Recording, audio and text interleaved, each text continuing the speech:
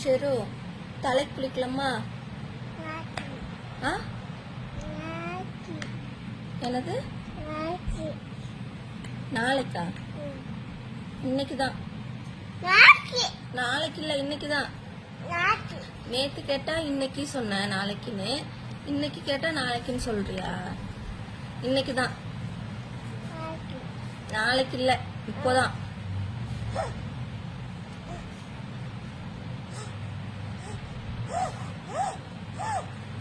அதெல்லாம் கிடையாது மேடம். இப்ப தலைக்கு தான் குளிப்பாட்ட போறேன்.